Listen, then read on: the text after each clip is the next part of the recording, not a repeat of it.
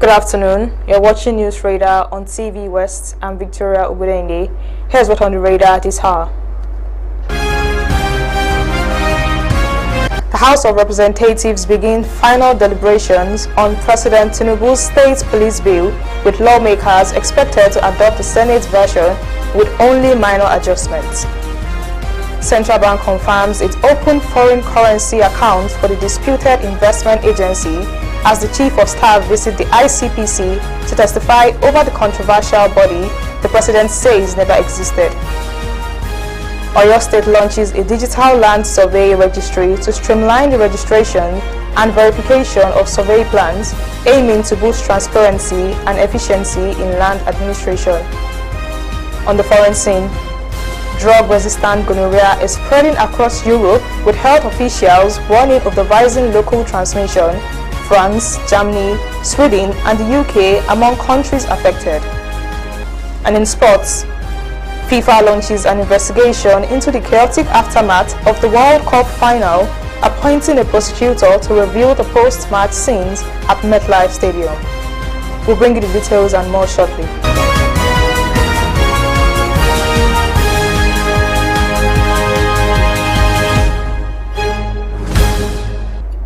The House of Representatives has begun final consideration of President Tinubu's executive bill seeking to establish state police. Lawmakers are leaning towards adopting the Senate-passed version with only minor changes. Deputy Speaker Benjamin Kalu said the House would build on the Senate's work to speed up passage of the priorities constitutional amendments. Kalu noted that the House had passed its own version on June 11th but reversed that decision on July 14th after the President transmitted his executive bill. He argued that the President, as Commander-in-Chief, is best positioned to lead comprehensive security reforms. The executive bill has already passed first and second readings in the House. The Senate has adopted it with about 8 minor amendments. Kalu described the legislation as one of Tinubu's signature reform initiative, pointing out to what President had long advocated multi-layered policing since his time as Lagos governor. Lawmakers convened on Monday outside their usual schedule due to the urgency of the legislation. Kalu expressed confidence the bill would secure presidential assent once passed. The self-styled Director General of the alleged Presidential Foreign Intervention Promotion Council has explained how the agency was captured in the federal government 2026 budget. Prince Adeyemi made the claims in an interview with social media influencer Very Darkman shortly after his arrest. He said he visited the budget office in December 2024 to seek inclusion in the 2025 budget, but was told the process had closed. Officials told him it would be considered for 2026. Adeyemi denied paying any bribes, saying he only promised to help officials with employment opportunities if the agency took off. He said he was surprised to later discover the agency appeared in the budget, adding that the process ended after his arrest because his legal troubles overtook every other plan. Adeyemi also denied ever meeting Chief of Staff Femi Gbajabiamila. He said an intermediary handled everything and facilitated the alleged 400 million naira payments in dollars. Meanwhile, the House committee investigating the PFIPC had testimonies from the head of service and the CBN.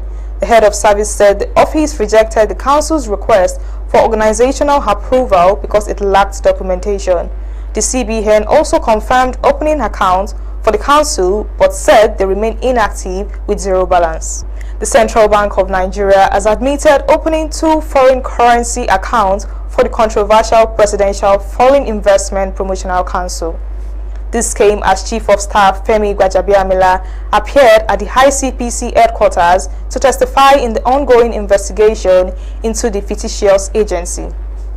The CBN told the House Committee that the accounts, one in US dollars and the other in pound sterling, were opened following a mandate from the Accountant General Office, but the CBN director said no one activated the accounts, which remain inactive with zero balance.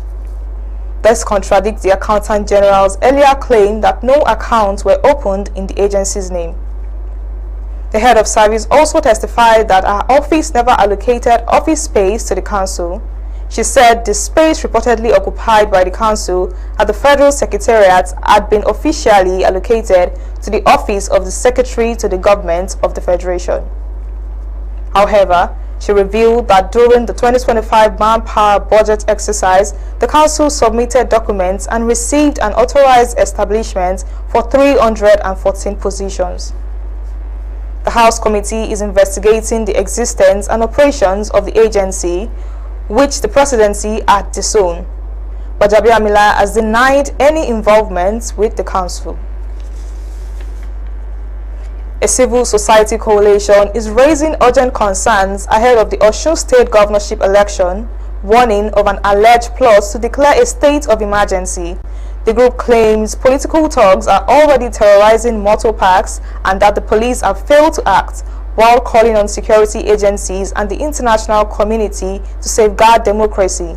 TVWest was at a press conference held in Lagos on Tuesday.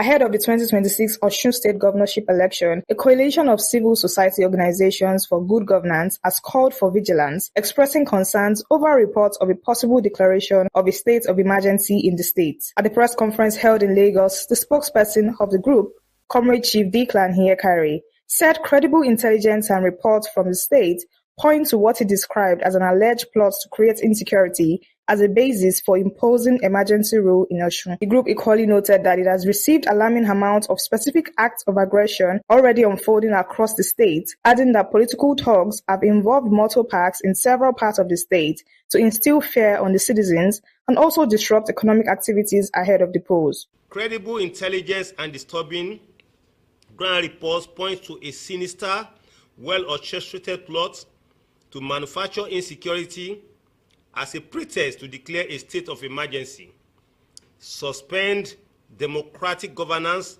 and sack the duly elected government.